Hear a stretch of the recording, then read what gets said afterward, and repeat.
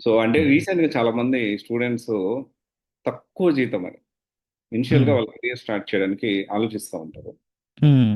ఇక్కడి నుంచే మనం స్టార్ట్ చేద్దాం. ఎందుకంటే మీరు కూడా తక్కువ సాలరీ నుంచి స్టార్ట్ అయ్యి, ఆ తర్వాత ఆన్ సైట్ తర్వాత చాలా అచీవ్‌మెంట్స్ చేసున్నారు. చాలా హ్మ్. మంది స్టూడెంట్స్‌కి మీ నుంచి మీ జర్నీ ద్వారా, మీ ఎక్స్‌పీరియన్స్ తోటి జాబ్ వచ్చేలా చేశారు. సో, తక్కువ జీతం అని చాలా మంది జాయిన్ అవ్వకుండా ఉంటారు. వాళ్ళ గురించి మీరేమంటారు sir?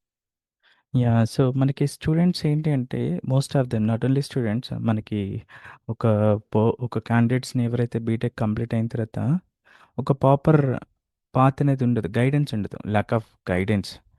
So, survival temporary survival కోసం ఆలోచించే వాళ్ళు ఏంటి అంటే ఫర్ ఎగ్జాంపుల్ ఇప్పుడు ఫర్ సపోజ్ ఒక 2 క్యాండిడేట్స్ బీటెక్ పాస్ ఔట్ అయ్యి బయటకొచ్చారు.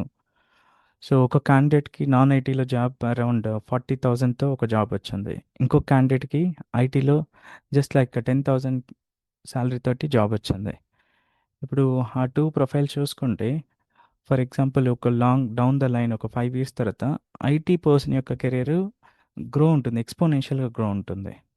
వెరాజ్ నాన్ ఐటీ పర్సన్ యొక్క గ్రోత్ చూసుకుంటే అక్కడే స్టక్ అయిపోయి ఉంటారు. ఒక ఇన్ బిట్వీన్ 5,000-10,000 దగ్గరే ఒక గ్రోత్ అయ్యి అంత ఎక్స్‌పోనెన్షియల్ గ్రోత్ అనేది ఉండదు. సో, అది ఓన్లీ టెంపరరీ సర్వైవల్ కోసము కొంతమంది స్టూడెంట్స్ ఏం చేస్తారంటే డ్యూ టు సమ్ ఫైనాన్షియల్ ప్రాబ్లమో ఏదో ఒక ఎన్ నెంబర్ ఆఫ్ రీజన్స్ ఉంటాయి కదా! ఒక స్టూడెంట్ బయటకొచ్చిన తర్వాత family problems or financial problems వల్ల టెంపరరీగా సర్వైవ్ అవ్వాలి అని చెప్పేసి ఒక రాంగ్ డైరెక్షన్ చూజ్ చేసుకోవడం వల్ల వాళ్ళ ఇంపాక్ట్ ఏంటి అంటే వాళ్ళ కెరియర్ అనేది స్పాయిల్ అయిపోద్ది.